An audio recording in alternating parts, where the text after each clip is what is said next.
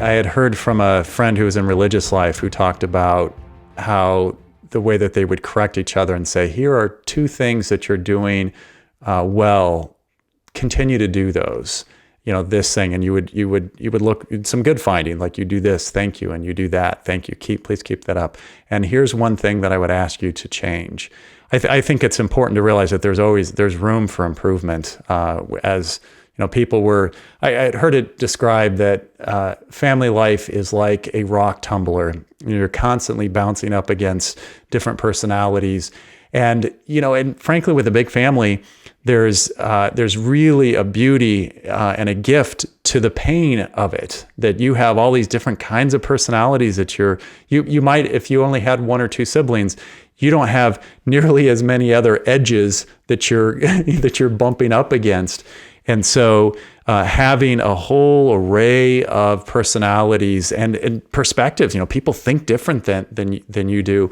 And you don't get to just walk away. They're your sibling. You do need to face that and work with them. So, and the little idiosyncrasies and the things like how I like to have my drawer and you like to come and take something out of my drawer. It's like, stop it. Or you're messy and I don't like messy. That still goes on where it's tough to share a room. So I think the fact but it's on the table that we need to keep working on it.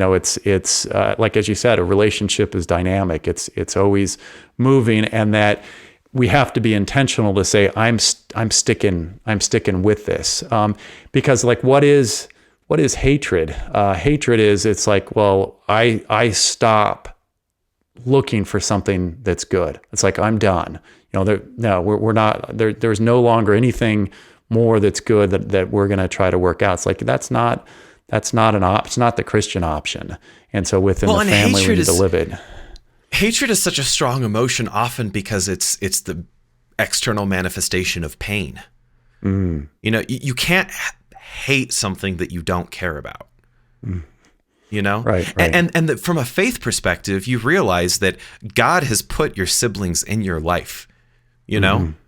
God created these human beings and said, these are the people who I want to be raised together, Right. And so that as you said, running away is not an option. And I think that also, that mentality of, we know that God put us together, we know that we're in each other's lives, we know that we're supposed to grow from each other, also precludes the possibility of saying, you know what, we're just going to let this problem, we're going to bury it and never handle it. And I think that when you have a mentality of saying that when you have conflict between two siblings, maybe not tonight, maybe we're both tired, maybe we both need to go to bed, but eventually we're going to handle this conflict, that carries far beyond the first 18 years.